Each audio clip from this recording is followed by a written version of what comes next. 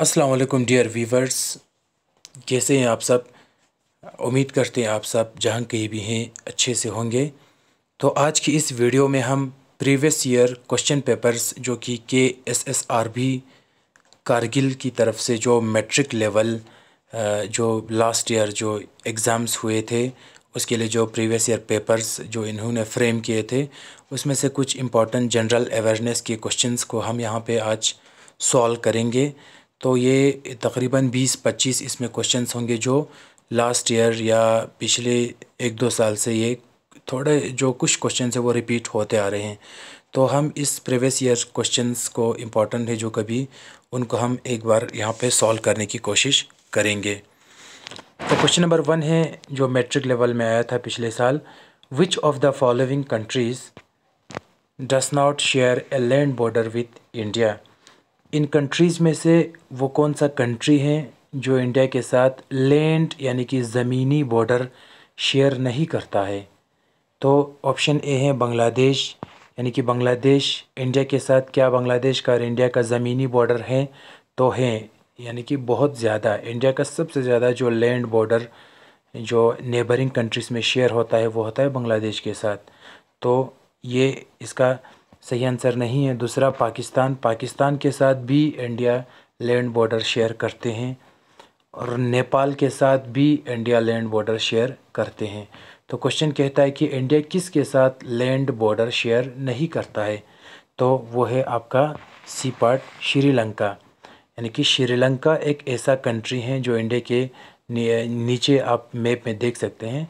तो इंडिया और श्रीलंका का लैंड बॉर्डर नहीं है, बल्कि इंडिया और श्रीलंका का क्या है? मेरीटाइम बॉर्डर है। मेरीटाइम बॉर्डर यानी कि पानी में जो है इंडिया और श्रीलंका का क्या है?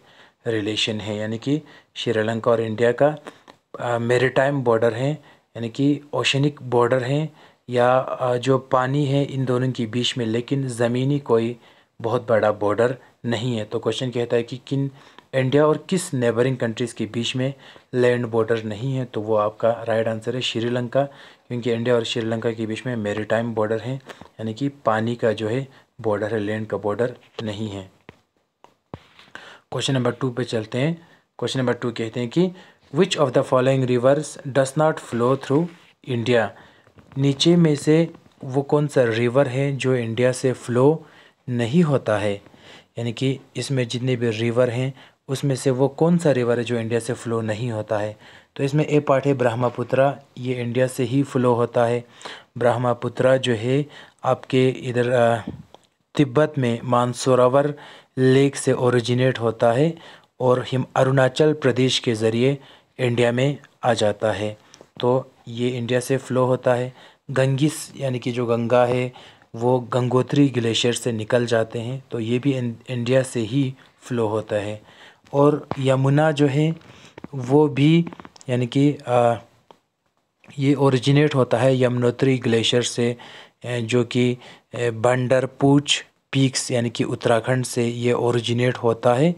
इसके बाद ये क्या होता है? गंगा के साथ प्रयागराज उत्तर प्रदेश में मिल जाता है। तो ये तीनों इंडिया से ही फ़्लो होता है, लेकिन जो मेकोंग जो रिवर है वो इंडिया से फ़्लो नहीं होता है। ये कहाँ से फ़्लो होता है? ये होता है साउथ ईस्ट एशिया से, यानी कि जो साउथ ईस्ट एशिया है वहाँ से मेकोंग रिवर जो है वो फ़्लो होता है। और साउथ ईस्ट एशिया का सबसे लॉन्गेस्ट रिवर माना जाता है कौन सा रिवर? Mekong river. तो मेकोंग जो है वो इंडिया से फ़्लो नहीं होता है। मेकोंग रिवर जो है वो साउथ ईस्ट एशिया से फ़्लो होता है। तो क्वेश्चन कहता है कि कौन सा रिवर इंडिया से फ़्लो नहीं होता है? तो इसका राइट आंसर है मेकोंग, क्योंकि मेकोंग जो है साउथ ईस्ट एशिया का लॉन्गेस्ट रिवर है, तो ये वहीं से फ़्लो होता है, इंडिया से फ़्लो नहीं होता है। नेक्स्ट क्वेश्चन पे चलते हैं। नेक्स्ट क्वेश्चन कहते हैं what is the currency of Bangladesh. Bangladesh का करेंसी क्या है? बांग्लादेश का करेंसी क्या है? तो इसका राइट आंसर है टाका। टाका जो है वो बांग्लादेश का करेंसी है। तो और बांग्लादेश का मोस्ट इम्पोर्टेंटली कैपिटल का नाम क्या है? ढाका, यानी ढाका। ढाका बांग्लादेश का कैपिटल है और टाका इसका क्या है? करेंसी है। क्वेश्चन नंबर 4 पे चलते हैं। क्वेश्चन नंबर 4 कहते हैं कि who wrote the Indian national anthem, हमारे इंडिया के नेशनल एंथम किसने लिखा था? तो इसका राइट आंसर है रविंद्रनाथ टैगोर। रविंद्रनाथ टैगोर वो शख्सियत है जिसने हमारे देश का नेशनल एंथम यानी कि जन गण मन ये लिखा था। किसने? रविंद्रनाथ टैगोर ने। रविंद्रनाथ टैगोर ने नेशनल एंथम को यानी कि कब लिखा था? 1911 में। रविंद्रनाथ टैगोर ने हमारे नेशनल एंथम को कब लिखा? 1911। और इसका लैंग्वेज यानी कि किस ज़बान में लिखा है? वो लिखा है बंगाली ज़बान में। ये किस ज़बान में लिखा है? बंगाली ज़बान में 1911 में लिखा है। किसने? रविंद्रनाथ टैगोर ने। क्वेश्चन नंबर 5 कहते हैं कि which among the following is the highest mountain peak in India. यहाँ पे नीचे जो दिया है इसमें से हिंदुस्तान का सबसे ज़्यादा हाईएस्ट पीक चोटी कौन सा है? माउंट एवरेस्ट क्या ये है? माउंट एवरेस्ट तो नेपाल में पाए जाते हैं। दूसरे पे है नुनकुन, ये हमारे कारगिल में पाए जाते हैं, ये उतना ऊंचा नहीं है। नंदा देवी ये भी नहीं है। तो इसका राइट आंसर है इंडिया का सबसे हाईएस्ट माउंटेन पीक जो है वो है कंचनजुंगा। कंचनजुंगा जो है इसका राइट आंसर है। कंचनजुंगा कहाँ पे है? कंचनजुंगा इंडिया और हमारे इंडिया के स्टेट सिक्किम और नेपाल इसी बीच में पाए जाते हैं कंचनजुंगा। यानी कि कंचनजुंगा कहाँ पे पाए जाते हैं? इंडिया, सिक्किम और नेपाल के यानी कि इर्द गिर्द ही इसी बीच में कंचनजुंगा पाए जाते हैं और ये इंडिया का सबसे हाईएस्ट माउंटेन पीक है। इसका ऊंचाई कितना है? इसका ऊंचाई है 8,586 मीटर। ठीक है, 586 मीटर। ठीक है, तो कंचनजुंगा का ऊंचाई है 8,586 मीटर, या इसको हम चौड़ाई कह दें या ऊंचाई कह दें। इसके बाद क्वेश्चन नंबर 6 कहता है कि most importantly who was the first Indian women to win an Olympic medal. Hindustan का वह पहला कौन सा महिला या वुमेन है जिसने इंडिया के लिए क्या जीता? ओलंपिक मेडल जीता। सबसे पहले तो ये है आपका करनाम मल्लेश्वरी। करनाम मल्लेश्वरी वो लेडी हैं जिसने इंडिया के लिए क्या जीता? सबसे पहले ओलंपिक में मेडल जीता। तो इसने किस चीज़ में मेडल जीता? इसने जीता वेट लिफ्टिंग में, यानी कि जो वेट उठाते हैं वेट लिफ्टिंग में इसने क्या जीता? मेडल जीता, जो कि हिंदुस्तान का सबसे पहला फीमेल यानी कि वुमेन था जिसने ओलंपिक में मेडल जीता, वो था करनाम मल्लेश्वरी। और इसने किस गेम में जीता? वेट लिफ्टिंग में। और ये कब था? 2000 में। ये कब था? 2000 में। और जगह कहाँ पे था? सिडनी, यानी कि सिडनी ऑस्ट्रेलिया में। सिडनी ऑस्ट्रेलिया में ओलंपिक गेम्स चल रहा था 2000 में, तो वहाँ पे वेट लिफ्टिंग के इस गेम में करनाम मल्लेश्वरी ने, हिंदुस्तान का एक महिला था जिसने इंडिया के लिए पहली बार ओलंपिक में मेडल जितवाया। नेक्स्ट क्वेश्चन पे चलते हैं। What is the name of Indian national animal. Hindustan का, हमारे इंडिया का नेशनल एनिमल का नाम क्या है? तो आप सबको पता है बंगाल टाइगर। बंगाल टाइगर जो है वो हमारे इंडिया का नेशनल एनिमल है। और इसका पूछा जाता है कि कौन सा टाइगर। टाइगर में भी बहुत सारे किस्म है, तो नेशनल एनिमल कौन सा टाइगर है? हमारा मतलब नेशनल एनिमल किस टाइगर को माना जाता है? तो वो है आपका पैंथेरा टिग्रिस। पैंथेरा टिग्रिस इसी टाइगर को कहते हैं जो हमारा नेशनल एनिमल है। बंगाल टाइगर को हम कहते हैं, उसी को हम पैंथेरा टिग्रिस भी कहते हैं। और यही हमारे आइडेंटिटी है नेशनल एनिमल का। ये कब अडॉप्ट किया हमारे गवर्नमेंट ने? 1972 में। 1972 में हमने ये अडॉप्ट किया कि हमारा नेशनल एनिमल जो है वो बंगाल टाइगर होगा। और उस कौन सा टाइगर होगा? टाइगर में भी बहुत सारे वैरायटी हैं, तो पैंथेरा टिग्रिस वही टाइगर होगा। इसके बाद 1972 के बाद गवर्नमेंट ने ये महसूस किया कि टाइगर जो है, जो बंगाल टाइगर है या जो पैंथेरा टिग्रिस है, वो ख़त्म होते जा रहे हैं। धीरे धीरे वो इस वाइल्ड लाइफ, इसका जो ये जो स्पीशीज़ है वो ख़त्म होते जा रहे हैं। इसलिए इसी को बचाने के लिए 1973 में क्या किया एक मिशन चलाया जिसको हम कहते हैं प्रोजेक्ट टाइगर। प्रोजेक्ट टाइगर यहाँ पर रफली लिख रहा हूँ आपको सिर्फ समझाने के लिए, यानी कि प्रोजेक्ट टाइगर कब शुरू किया? 1973 में। ये भी एक अलग क्वेश्चन है जो पूछा जाता है, क्यों किया? क्योंकि टाइगर के ये जो स्पीशीज़ हैं इसको बचाने के लिए 1973 में। बाकी 1972 में क्या किया? पैंथेरा टिग्रिस को, बंगाल टाइगर जो है उसको नेशनल एनिमल अडॉप्ट किया। इसके बाद question number 8, who is known as the father of Indian constitution? Hindustan के कॉन्स्टिट्यूशन का फादर किसको माना जाता है? तो आप सबको पता है, वो है आपका BR अम्बेडकर। तो बहुत सारे लोग सोचते हैं कि BR अम्बेडकर का फुल फॉर्म क्या है, तो वो कहते हैं कि भीमराव अम्बेडकर। असल में ये नहीं है, BR अम्बेडकर का फुल फॉर्म है, BR का पूरा नाम है भीमराव, ये दोनों साथ में होगा, रामजी अम्बेडकर। भीमराव रामजी अम्बेडकर। तो BR का फुल फॉर्म है भीमराव अम्बेडकर नहीं, बल्कि भीमराव रामजी अम्बेडकर इसका रियल नेम है, जो हमारे इंडियन कॉन्स्टिट्यूशन का क्या है? फादर है। क्वेश्चन नंबर 9 पे चलते हैं। क्वेश्चन नंबर 9 है कि which is the smallest country in south Asia? जो साउथ एशिया में टोटल कितनी कंट्रीज़ हैं? 8 कंट्रीज़ हैं। 8 कंट्रीज़ में से सबसे छोटा कंट्री कौन सा है? तो क्या आप बता सकते हैं सबसे छोटा कंट्री कौन सा है? तो छोटा कंट्री है मालदीव्स। साउथ एशिया में सबसे छोटा कंट्री है मालदीव्स, जो सिर्फ इसका अगर हम बताया जाए साइज़ कितना है तो 300 स्क्वायर किलोमीटर है। किसके हिसाब से? मालदीव्स एरिया के हिसाब से। तो ये बहुत छोटा है, एक स्टेट से भी छोटा है। तो सबसे छोटा कंट्री साउथ एशिया में मालदीव्स है, जिसका वो कितना बड़ा है एरिया के हिसाब से? 300 स्क्वायर किलोमीटर इसका एरिया है। और साउथ एशिया में टोटल कितने कंट्री होते हैं? 8 country. Question number 10। Question number 10 कहते हैं कि what is the capital of Indian state of Kerala? Kerala का, हमारे इंडिया की केरला का कैपिटल कौन सा है? चेन्नई, आप याद रखना, ये कैपिटल है तमिलनाडु का। बॉम्बे, याद रखना, जिसको अभी हम मुंबई कहते हैं, तो ये किसका कैपिटल है? महाराष्ट्र का कैपिटल है। बेंगलुरु किसका कैपिटल है? कर्नाटका का कैपिटल है। तो केरला का कैपिटल क्या है? थिरुवनंतपुरम। थिरुवनंतपुरम जो है वो क्या है? केरला का कैपिटल है। Question number 11, which Indian state has the highest literacy rate in India? यानी कि हिंदुस्तान का वो कौन सा स्टेट है जिसमें हाईएस्ट लिटरेसी रेट था? तो ये 2022-23 का पेपर है, आई थिंक ये 22 का पेपर है या 23 का। तो उस समय जो है इंडिया का हाईएस्ट लिटरेसी रेट जो स्टेट आता था वो आता था केरला।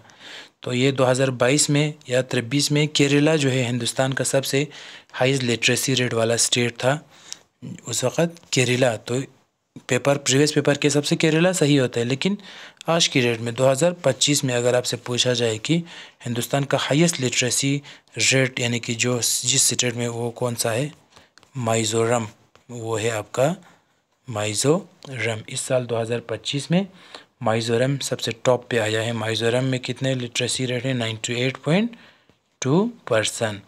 तो 98.2% जो है मिज़ोरम का क्या है? लिटरेसी रेट है 2024 या 25 के हिसाब से। 2024 या 25 के हिसाब से मिज़ोरम जो है वो क्या है? सबसे हाईएस्ट लिटरेसी रेट वाला स्टेट है। लेकिन उस समय केरला था 2022 में। आज 24-25 में मिज़ोरम जो है वो इंडिया का सबसे हाईएस्ट लिटरेसी रेट वाला स्टेट है। नेक्स्ट क्वेश्चन पे चलते हैं।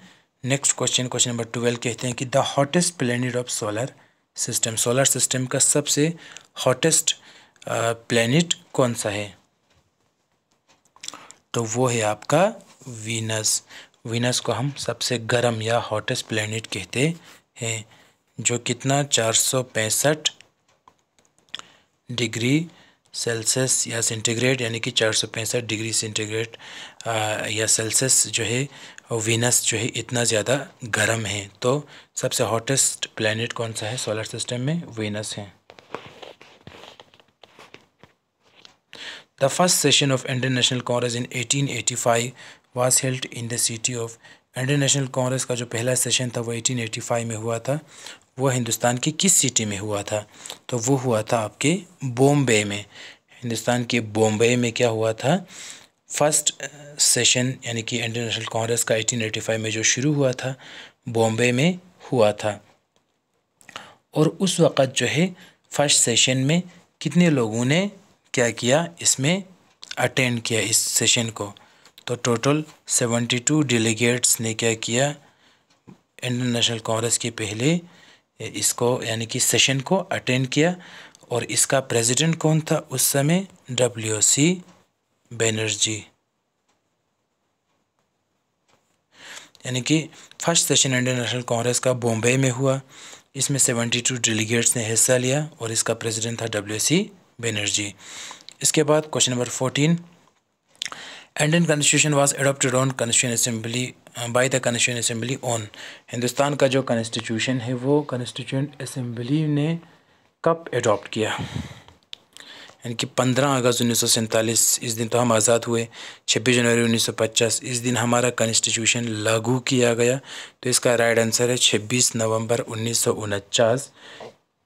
इसी दिन हमारे कॉन्स्टिट्यूएंट असेंबली ने हमारे कॉन्स्टिट्यूशन को अडॉप्ट किया और बाद में 1950 में क्या किया, लागू यानी कि इम्प्लीमेंट या इन्फोर्स किया। तो पहले 26 नवंबर 1949 को अडॉप्ट किया। अगर अडॉप्ट लिखा है तो 26 नवंबर 1949। तभी तो हर साल 26 नवंबर को नेशनल कॉन्स्टिट्यूशन डे मनाया जाता है और इसको हम संविधान दिवस भी कहते हैं 26 नवंबर को, क्योंकि इसी दिन कॉन्स्टिट्यूएंट असेंबली ने कॉन्स्टिट्यूशन को क्या किया, अडॉप्ट किया। Next question, which bacterium is helpful in making curd from milk. यानी कि जब हम दूध को जब हम दही बनाते हैं, दही में कन्वर्ट करते हैं, तो दही कैसे बनाते हैं, किस बैक्टीरियम की मदद से? तो वो बैक्टीरियम जिसकी वजह से हम दूध को क्या करता है, दही में हम कन्वर्ट करता है, वो है सर आपका लैक्टोबैसिलस। यानी कि लैक्टोबैसिलस वो बैक्टीरियम है जिसको हम लैक्टिक एसिड बैक्टीरिया भी कहते हैं। और ये क्या करता है, मिल्क का न्यूट्रिशनल वैल्यू जो है वो इम्प्रूव करता है। वो तब जाके मिल्क से जब ये दही में कन्वर्ट करता है तो ये मिल्क से क्या निकलता है, विटामिन B12 यहाँ से प्रोड्यूस हो जाते हैं। तो इसका राइट आंसर है लैक्टोबैसिलस जीनस भी इसको हम कहते हैं। Next question, what is the full form of ATM। बहुत इजी क्वेश्चन है लेकिन ये लिखने पे आते तो टफ हो जाते हैं। ATM का फुल फॉर्म क्या है? तो इसका राइट आंसर है ऑटोमेटेड टेलर मशीन। तो इसको किसने बनाया, अगर पूछा जाए तो किसने इसको इजाद किया? तो इसका नाम है जॉन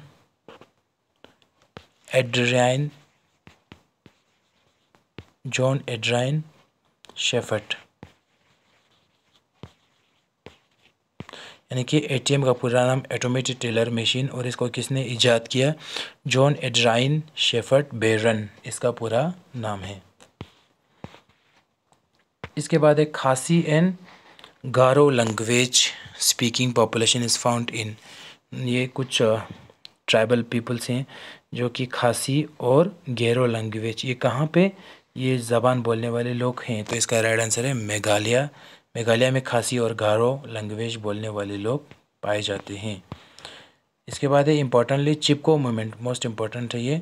चिपको मूवमेंट किस चीज़ से रिलेट है? तो इसका राइट आंसर है चिपको मूवमेंट यानी कि प्लांट कंजर्वेशन से। असल में ये ट्री कंजर्वेशन है लेकिन यहाँ पे प्लांट कंजर्वेशन लिखा है तो ये भी सही है, ट्री भी तो प्लांट है। तो चिपको मूवमेंट का मकसद क्या था? प्लांट्स यानी कि जो ट्रीज़ था उनको काटने से रोकना और उनका डिफॉरेस्टेशन रोकना। तभी तो औरतें वहाँ पे दरख्त से यानी कि ट्री से चिपक गए थे। यानी कि जो वहाँ के जो वुमेंस थे गाँव के, वो जिस एरिया में ये डिफॉरेस्टेशन हो रहा था, औरतें ट्रीज से चिपक गए थे, तभी इसको चिपको मूवमेंट यानी कि चिपकना, ट्रीज से चिपक गए थे, ट्रीज़ को मत काटो बोलकर, मतलब ट्रीज़ को बचाने के लिए। तो इसीलिए चिपको मूवमेंट इसका नाम पड़ गया, क्योंकि यहाँ पे जो पीपल्स था वो दरख्त से चिपक गए, इसीलिए इसका नाम चिपको मूवमेंट पड़ गया। तभी ये किस बारे में है? प्लांट कंजर्वेशन या ट्री कंजर्वेशन, ट्रीज़ को बचाना है। और इसका लीडर कौन था? सुंदरलाल बहुगुणा, यानी कि जिसने चिपको आंदोलन या मूवमेंट चलाया। और चांदी प्रसाद भट्ट और सुंदरलाल बहुगुणा क्या था? इसी चिपको मूवमेंट को चलाने वाले लीडर्स थे। और ये शुरू कब हुआ? ये मूवमेंट कब चला? 1970s में, यानी कि 1970s में चिपको मूवमेंट चला। और इनको किसने चलाया? सुंदरलाल बहुगुणा और चांदी प्रसाद भट्ट ने। और इसके साथ कुछ विलेज लीडर्स भी थे, जैसे कि गौरा देवी, इस तरह से बाकी लीडर्स भी थे जिन्होंने चिपको मूवमेंट को या इस आंदोलन को चलाया। किस लिए? ट्रीज़ को काटने से बचाने के लिए। 19 है, what is the minimum age for becoming the governor of the state in India? Hindustan में स्टेट का गवर्नर बनने के लिए एज कितना होना चाहिए? तो आपका होना चाहिए 35 ईयर्स, यानी कि 35 साल होने के बाद आप एक स्टेट का गवर्नर बन सकता है। तो गवर्नर के क्वालिफ़िकेशन और बाकी डिटेल्स की गवर्नर बनने के लिए क्या क्या आपको चाहिए, वो हिंदुस्तान का कौन सा आर्टिकल इस बारे में बात करता है? आर्टिकल 157। आर्टिकल 157 जो है वो डील करता है कि एक इंसान को गवर्नर बनने के लिए उसके क्वालिफ़िकेशंस और बाकी कंडीशंस क्या होना चाहिए। इसके बाद question number 20, when was G20 establish? G20 कब एस्टेब्लिश हुआ? तो बहुत ही आसान क्वेश्चन है, G20 कब एस्टेब्लिश हुआ? तो G20 एस्टेब्लिश हुआ 1999 में, यानी कि ग्रुप ऑफ 20 कंट्रीज। G20 मतलब ग्रुप ऑफ 20 कंट्रीज़। G20 मतलब 20 कंट्री का ग्रुप। लेकिन इसका हेडक्वार्टर कहाँ है? अगर आपसे पूछा जाए तो इसका कोई हेडक्वार्टर नहीं है। ये प्रेसिडेंसी इसका चलता है।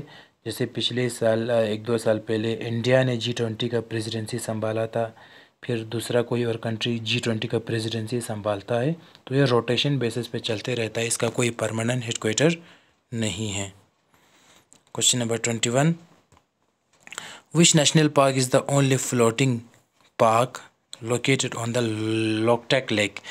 लोकटक लेक के ऊपर एक नेशनल पार्क है जो तैरता हुआ, यानी कि लेक के ऊपर एक नेशनल पार्क है फ्लोटिंग, यानी कि वो कौन सा है? तो इसका राइट आंसर है Keibul Lamjao national park. Keibul Lamjao national park जो कि एक लेक है, लोकटक लेक। लोकटक लेक के ऊपर ये जो केबुल लमजाऊ नेशनल पार्क है वो फ्लोट करते हैं, वो तैरता है इस लेक के ऊपर। तो ये कहाँ पे है? ये है आपके मणिपुर में। कहाँ पे है? मणिपुर में। मणिपुर में है। और लोकटक लेक के बारे में और एक चीज़ ये है कि लोकटक लेक के बारे में और एक चीज़ क्या है? लोकटक लेक के बारे में और एक चीज़ ये है कि ये पूरे नॉर्थ ईस्ट में जो मणिपुर का जो लोकटक लेक है वो सबसे लार्जेस्ट क्या है? फ्रेश वाटर लेक है। Loktak lake most importantly north east में सबसे लार्जेस्ट फ्रेश वाटर लेक है। Next question, which of the following elements is the primary element in computer chips? Computer chips में सबसे प्राइमरी एलिमेंट क्या है? तो वो है आपका silicon. Next question, golden revolution is related to? Revolution पे मैंने green revolution, white revolution, golden revolution, brown revolution पे मैंने एक वीडियो इसी चैनल में अपलोड किया है, आप उसको देख सकते हैं पिछले 1-2 साल पहले। तो गोल्डन रिवॉल्यूशन किस चीज़ से रिलेटेड है? गोल्डन रिवॉल्यूशन रिलेटेड है हनी और हॉर्टिकल्चर से रिलेटेड है। इसके बाद नेक्स्ट क्वेश्चन है, atomic number of an atom gives the number of which of the following? Atomic number जो है एक एटम का, वो गिव्स द नंबर, वो किस चीज़ का नंबर देता है? तो वो है सर आपका प्रोटॉन्स। क्या है? प्रोटॉन्स। वो क्या है? प्रोटॉन्स है। Last question, most importantly, Ganga river is originated from? ये प्रीवियस ईयर पेपर्स में नहीं था, ये मैंने खुद इधर उधर से ढूंढ के लाया है। गंगा रिवर कहाँ से ओरिजिनेट, यानी कि कहाँ से ये शुरू होता है गंगा रिवर? तो इसका राइट आंसर है गंगोत्री ग्लेशियर। गंगा रिवर कहाँ से शुरू होता है? गंगोत्री ग्लेशियर। और गंगोत्री ग्लेशियर कहाँ पे है? उत्तराखंड में। गंगोत्री ग्लेशियर कहाँ पे है? उत्तराखंड में। तो गंगा रिवर कहाँ से शुरू होता है? गंगोत्री ग्लेशियर से। और गंगोत्री ग्लेशियर कहाँ पे है? उत्तराखंड में। इम्पॉर्टेंटली यहाँ पे दूसरे रिवर्स के बारे में भी, जैसे कि मानसरोवर लेक से कौन सा रिवर ओरिजिनेट होता है? जो कि तिब्बत में है। मानसरोवर लेक से ब्रह्मपुत्र रिवर ओरिजिनेट होता है। ब्रह्मपुत्र रिवर जो है वो मानसरोवर लेक से ओरिजिनेट होता है। और यमुनोत्री ग्लेशियर से कौन सा रिवर और निकल जाता है? यमुनोत्री ग्लेशियर से कौन सा रिवर ओरिजिनेट होता है? तो यहाँ से निकल जाता है यमुना रिवर। यमुना रिवर जो है वो यमुनोत्री ग्लेशियर से निकल जाता है। तो फिलहाल आज का वीडियो इतना ही है। उम्मीद करते हैं आपको ये वीडियो पसंद आए होंगे। मिलते हैं नेक्स्ट आने वाले वीडियोस में। होपफुली अच्छे क्वेश्चंस रखने की कोशिश करूँगा। एक चीज़ मैं यहाँ पे क्लियर कर देना चाहता हूँ कि अगर इन वीडियोस में कोई क्वेश्चंस यानी कि मेरे से गलत हो जाते हैं, या थोड़ा सा ऑप्शंस में कोई गलती आ जाते हैं, या एक्सप्लेनेशन में कोई गलती आ जाता है, तो आप मुझे कमेंट सेक्शन में बता सकते हैं। पॉजिटिवली आप बोल सकते हैं कि सर इसका ऑप्शन ये है, आपने ये गलत बताया था, इसमें कोई बुराई नहीं है। आप पॉजिटिवली कमेंट कर सकता है। तो मिलते हैं नेक्स्ट किसी और वीडियो में। तब तक के लिए मुझे दीजिए इजाज़त। खुदा हाफिज़। Thank you so much.